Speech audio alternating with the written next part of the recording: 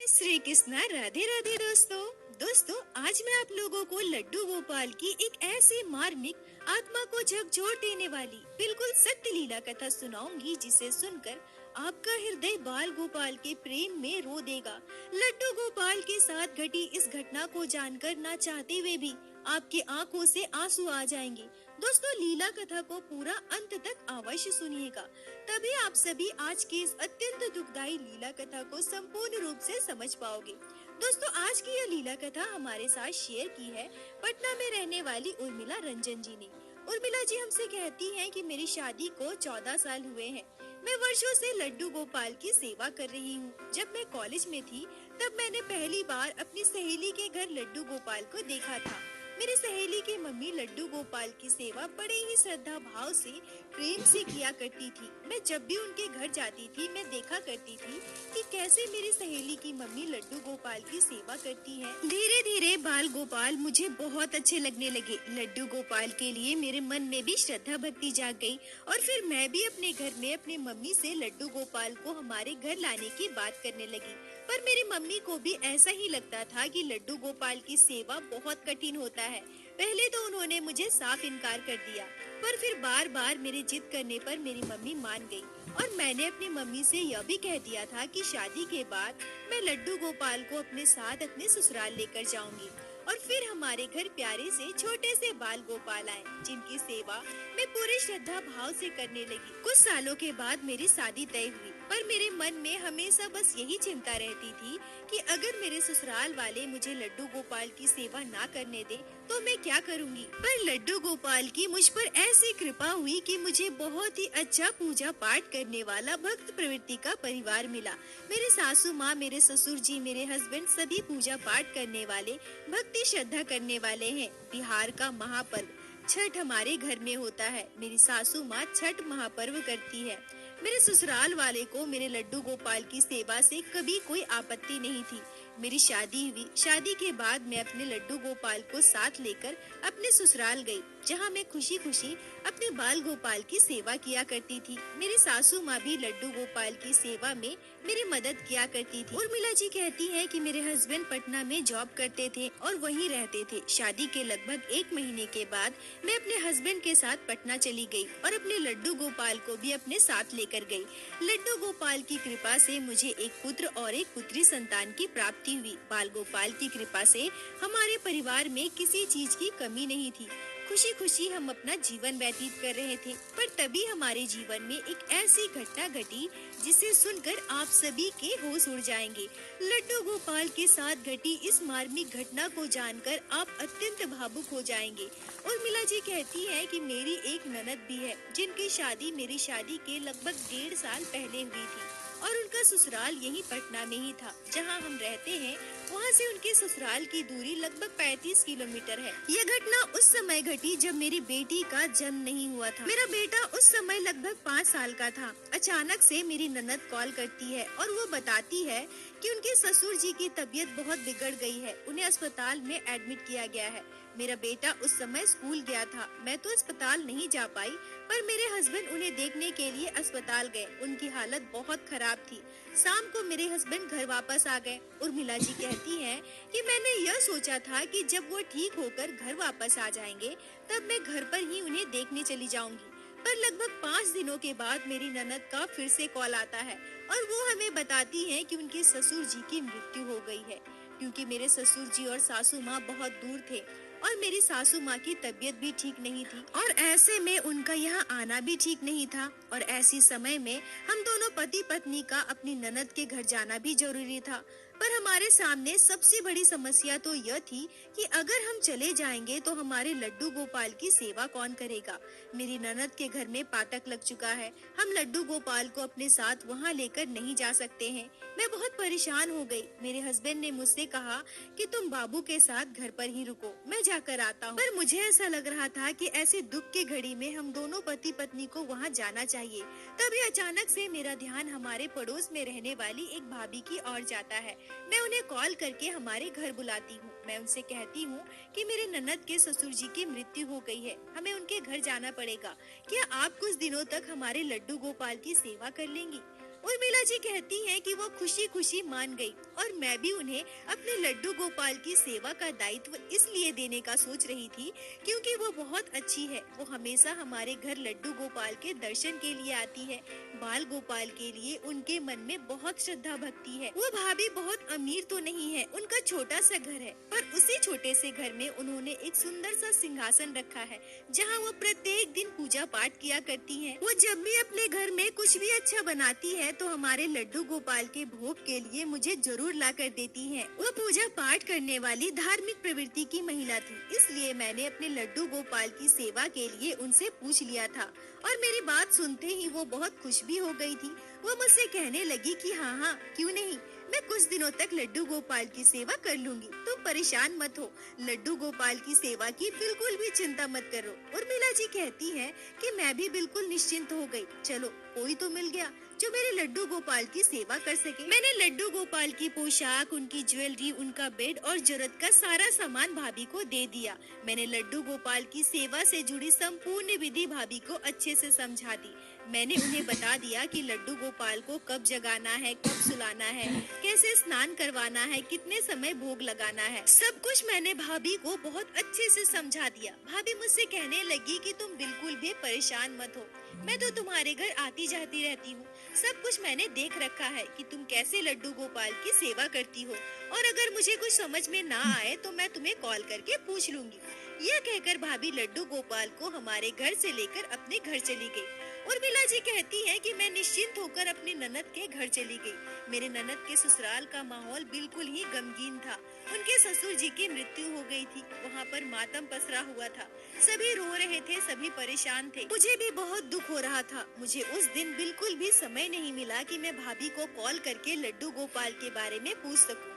रात को सोने में भी सबको लेट हो गया। रात के लगभग 11:30-12 बज गए। जब मैं सोने गई तब मुझे अचानक से मेरे लड्डू गोपाल की याद आई। मैं सोचने लगी कि अरे, मैंने तो भाभी को एक बार भी कॉल नहीं किया। मैंने तो भाभी से पूछा भी नहीं कि उन्होंने लड्डू गोपाल को भोग तो लगाया है, भाभी ने लड्डू गोपाल को सुलाया तो है ना। पर अभी तो रात के 12 बज रहे हैं। इतनी रात को मैं उन्हें कॉल कैसे करूं? और वैसे भी मैंने तो भाभी को सब कुछ बहुत अच्छे से समझा दिया है, और अगर उन्हें कुछ पूछना होता तो वो मुझे खुद कॉल कर लेती। चलो कोई बात नहीं, मैं कल सुबह सुबह भाभी को कॉल कर लूंगी। यह सोचकर मैं दोबारा सो गई। पर उसी रात मेरे साथ एक आश्चर्यजनक घटना घटी। जब रात को मैं गहरी नींद में सो रही थी तब मुझे एक चौंका देने वाला सपना आया। मैं अपने सपने में देखती हूँ कि एक छोटा सा कमरा है, बिल्कुल अंधेरा सा, और उसके चारों ओर आग जल रहा है। उस कमरे के अंदर एक छोटा सा बच्चा दुबक कर बैठा हुआ है। ऐसा लग रहा है मानो उस आग की लौ से उस बच्चे को बहुत तकलीफ हो रही है। वो बच्चा अपना हाथ पाँव बिल्कुल मोड़कर दुबक कर बैठा हुआ है। उर्मिला जी कहती हैं कि मैं अपने सपने में देखती हूँ कि उस बच्चे से मैं काफी दूर खड़ी हूँ, पर मैं उस बच्चे को स्पष्ट देख पा रही थी। वो बच्चा अचानक से मुझे देखकर चिल्लाने लगता है, वो रोने लगता है। मुझे कुछ कहता तो नहीं है, पर ऐसा लगता है मानो वो चाह रहा था कि मैं उसके पास जाऊं, उसे उस कमरे से बाहर निकालूं। ऐसा लग रहा था मानो उस आग की लौ उस बच्चे को झुलसा रही है, उस बच्चे को डरा रही है। पर साथ ही साथ मैं अपने सपने में यह भी देख पाती हूँ कि मैं उससे काफी दूर खड़ी हूँ, इतना दूर कि मैं चाहकर भी उसके पास नहीं जा पा रही हूँ। मैं उस बच्चे का चेहरा तो नहीं देख पाती, पर मैं यह महसूस कर पा रही थी कि वो बच्चा दर्द में है, तकलीफ में है, वो मुझसे मदद मांग रहा है। और इतना महसूस करते ही मेरा सपना एकाएक टूट जाता है। अचानक मैं उठकर बैठ जाती हूँ।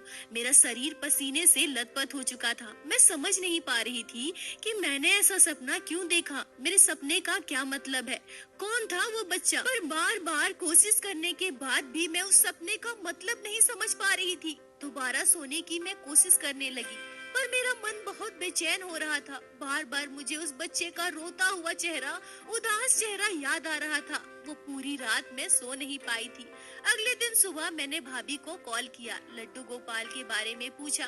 भाभी ने मुझसे कहा कि बाल गोपाल बिल्कुल ठीक है, मैंने उन्हें स्नान करवा दिया है, उनका श्रृंगार करके भोग भी लगा दिया है, तुम बिल्कुल भी परेशान मत हो। उर्मिला जी कहती है कि हमारे यहाँ किसी इंसान की मृत्यु होने के 3 दिन के बाद एक नियम होता है। हमने सोचा कि 3 दिनों तक हम यहाँ रुक जाएंगे, फिर हम अपने घर वापस चले जाएंगे। 13वीं में तो मेरे सासू माँ ससुर जी आने वाले थे, पर पता नहीं क्यों अचानक से मेरा ध्यान मेरे लड्डू गोपाल की ओर जाता है और मुझे बहुत बेचैनी होने लगती है। ऐसा लग रहा था मानो मैं अभी दौड़कर अपने लड्डू गोपाल के पास चली जाऊं। मैंने यह बात अपने हस्बैंड से भी कही, पर मेरे हस्बैंड मुझसे कहने लगे कि तुम पहली बार लड्डू गोपाल को किसी और के पास छोड़कर आई हो, इसीलिए बार बार तुम्हें लड्डू गोपाल की याद आ रही है। पर तुम परेशान मत हो, भाभी भी बहुत अच्छी है, वो पूजा पाठ करती है, हमारे लड्डू गोपाल का अच्छे से ध्यान रखेंगी। और 2 दिनों की तो बात है, 2 दिनों के बाद हम घर चले जाएंगे। उर्मिला जी कहती है कि मैंने भी अपने मन को समझा लिया। हाँ, शायद मैं पहली बार लड्डू गोपाल से दूर आई हूँ ना, इसलिए मुझे बाल गोपाल इतना याद आ रहे हैं। पर कोई बात नहीं, 2 दिनों की तो बात है। ऐसे ही 2 दिन और बीत गए, तीसरा दिन भी पूरा हो गया। अब हमें अगले दिन घर वापस जाना था। इस दौरान मैं अपने लड्डू गोपाल को बहुत याद करती थी। बाल गोपाल के लिए मेरा मन बहुत उदास हो जाता था। साथ ही साथ वो छोटा सा बच्चा जो मुझे मेरे सपने में दिखा था, उस बच्चे की रोती हुई सूरत कई बार मेरे आंखों के सामने आती थी। मुझे बहुत बुरा महसूस होता था। मैं भाभी को प्रत्येक दिन कॉल करके लड्डू गोपाल के बारे में पूछा करती थी। पर सबसे आश्चर्य की बात तो यह थी कि इस दौरान मैंने कभी भी लड्डू गोपाल को अपने सपने में नहीं देखा था, ना ही बाल गोपाल ने कभी मुझे कोई संकेत दिए थे। 3 दिन बीत जाने के बाद जब मेरी ननद के घर पे वो नियम पूरा हो गया, तब हम सुबह सुबह घर आने के लिए तैयार होने लगे। उसी समय मेरी ननद की सासू माँ मेरा हाथ पकड़ ली और बहुत रोने लगी। मेरी ननद की सासू माँ बहुत अच्छी थी, मेरी ननद का बहुत ध्यान रखती थी और साथ ही साथ हमारे पूरे परिवार को अपना परिवार मानती थी। हमें घर वापस आते देख वो बहुत उदास हो गई और हमसे कहने लगी कि आज भर रुक जाओ ना, कल चली जाना। उन्हें इतना रोते देख, इतना दुखी देख हमें बहुत बुरा लगने लगा। मेरे हस्बैंड मुझसे कहने लगे कि चलो कोई बात नहीं, एक दिन और रुक जाते हैं। पर पता नहीं क्यों आज मैं अपने लड्डू गोपाल को और भी ज्यादा याद कर रही थी। मुझे बहुत बुरा लगने लगा था। मैं रुक तो गई थी, पर मेरा ध्यान मेरे लड्डू गोपाल पर बार बार जा रहा था। उर्मिला जी कहती है कि मुझे पता था कि भाभी मेरे लड्डू गोपाल का ध्यान बहुत अच्छे से रख रही होंगी। प्रत्येक दिन मैं भाभी से कॉल पर बात भी करती थी, लड्डू गोपाल के बारे में पूछा भी करती थी, पर फिर भी मेरा मन व्याकुल हो रहा था। शायद एक माँ की ममता ऐसी ही होती है, बच्चा चाहे कितना भी जतन से रहे, पर एक माँ को उसकी चिंता हमेशा लगी रहती है।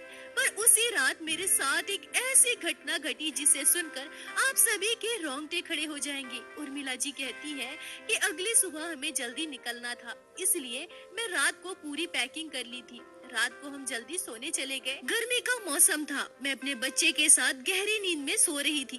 तभी रात के लगभग 1:30-2 बजे मैं एक आश्चर्यजनक सपना देखती हूँ। मैं सपने में देखती हूँ कि एक छोटा सा अंधेरा सा कमरा जिसके चारों ओर आग की लपटें उठ रही है, पर मैं यह स्पष्ट देख पा रही थी कि उस घर में आग नहीं लगी है, बस कहीं और से आसपास से आग की लपटें दिखाई दे रही है। ऐसा लग रहा है मानो घर के चारों ओर किसी ने आग जला रखा है। वो छोटा सा घर पूरी तरह से आग से घिरा हुआ है, पर उस घर के अंदर आज जो मैं देखती हूँ उसे देखकर मेरे होश उड़ जाते हैं। मैं अपने सपने में देखती हूँ कि उस छोटे से अंधेरे से घर के अंदर मेरे लड्डू गोपाल बैठे हैं। बाल गोपाल का श्री विग्रह मैं स्पष्ट अपने सपने में देख पा रही थी। और सबसे आश्चर्य की बात तो यह है कि हमारे बाल गोपाल का श्रीमुख बिल्कुल मुरझाया हुआ था, बहुत ही सहमा सा, डरा सा, उदास दिखाई दे रहा था।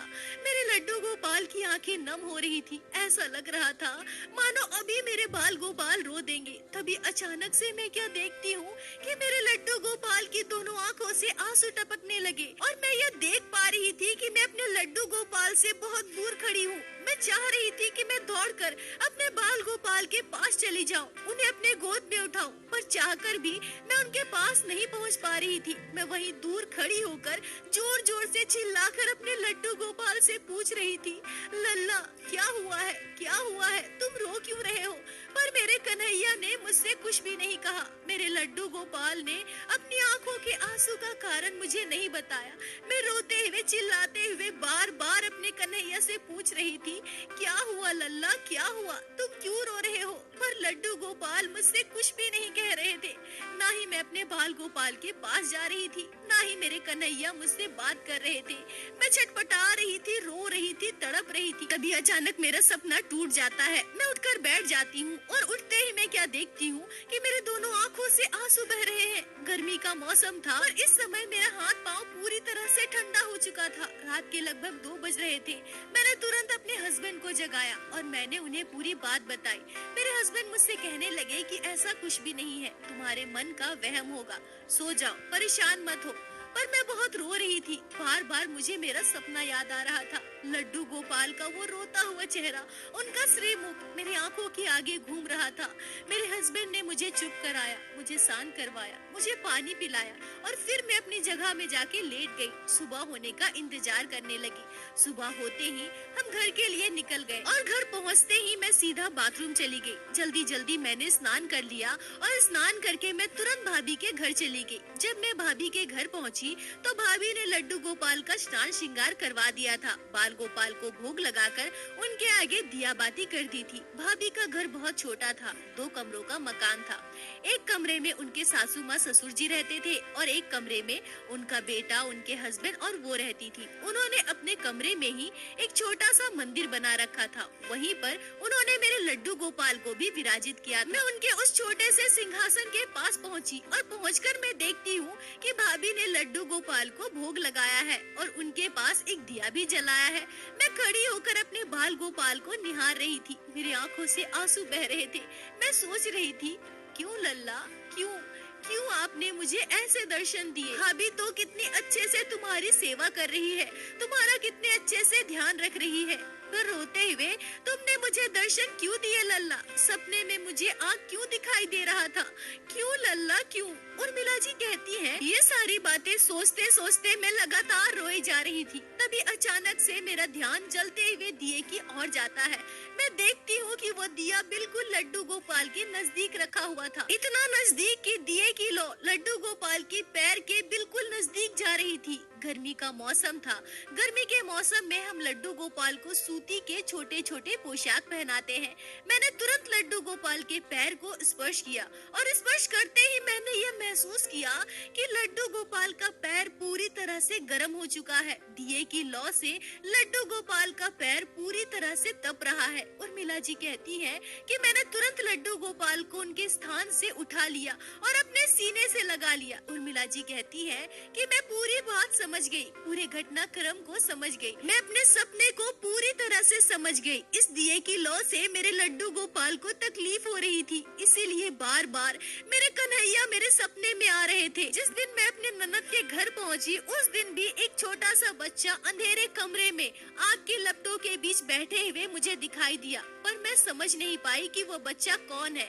2 दिनों तक हमारे लल्ला ने मुझे दर्शन नहीं दिए, मुझे सपने में भी कोई आभास नहीं कराया। शायद मेरे लल्ला नहीं चाहते थे कि मैं बीच में सारे नियम छोड़कर घर वापस आऊं। पर तीसरे दिन के बाद भी जब हम एक दिन और रुक गए, तब मेरे लल्ला मेरे सपने में आए। मेरे लड्डू गोपाल दर्द बर्दाश्त नहीं कर सके और सोचने लगे कि मेरी मैया मेरे पास आ जाए। इसलिए मेरे कन्हैया ने कल रात फिर से मेरे सपने में मुझे दर्शन दिए और मुझे इस बात का आभास कराया कि मैया मुझे तकलीफ हो रही है, आग की लौ से मेरा पैर जल रहा है, मुझे दर्द हो रहा है मैया। उर्मिला जी कहती है कि लड्डू गोपाल के दर्द को, तकलीफ को मैं महसूस कर पा रही थी। मैं बहुत रो रही थी, लड्डू गोपाल के पैर को अपने हाथों से सहला रही थी। तभी भाभी मुझे रोता देखकर मुझसे पूछती है कि क्या हो गया, अब रो क्यों रही है, सब कुछ ठीक तो है ना?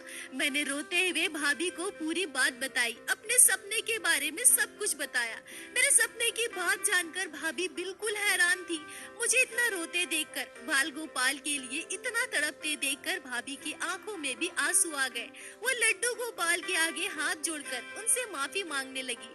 वो मुझसे कहती है कि लड्डू गोपाल को कितना दर्द हो रहा था, कितनी तकलीफ हो रही थी, तभी वो रोते हुए तुम्हारे सपने में गए और मुझसे कितना बड़ा पाप हुआ। मैंने जलता हुआ दिया बिल्कुल लड्डू गोपाल के नजदीक रख दिया। बाल गोपाल का पैर जल रहा था। ये मुझसे क्या हो गया, कितना बड़ा पाप कर दिया मैंने। लड्डू गोपाल तो बस कुछ दिनों के लिए हमारे घर आए थे और मैं कुछ दिनों तक भी उनकी सेवा अच्छे से नहीं कर पाई। पर मैं क्या करूं, मैं क्या करूं? मेरे मन में लड्डू गोपाल के लिए बहुत श्रद्धा भक्ति है। मैं लड्डू गोपाल का हर एक काम समय पर पूरे श्रद्धा भाव से अच्छी तरह से करने की कोशिश कर रही थी, पर मेरे पास जगह का अभाव है। मेरे पास इतनी जगह नहीं है कि मैं लड्डू गोपाल को अच्छे से रख सकूं। इसलिए छोटे से सिंहासन में ही मैंने सब कुछ सुंदर तरीके से करने की कोशिश की, और देखो ना ये क्या हो गया। आग की लौ से लड्डू गोपाल का पैर जल रहा था। मुझे माफ कर दो कन्हैया, मुझे माफ कर दो। यह कहकर भाभी लड्डू गोपाल के आगे हाथ जोड़कर रोने लगी। उर्मिला जी कहती है कि मैं भाभी को समझाने लगी। मैं उनकी मनोस्थिति को समझ पा रही थी। भाभी के मन में लड्डू गोपाल के लिए अपार श्रद्धा भक्ति है। लड्डू गोपाल से वो बहुत प्रेम करती है, पर उनके पास जगह का अभाव था। वो इस बात को समझ नहीं पाई कि हमारे लड्डू गोपाल छोटे से बाल स्वरूप में है।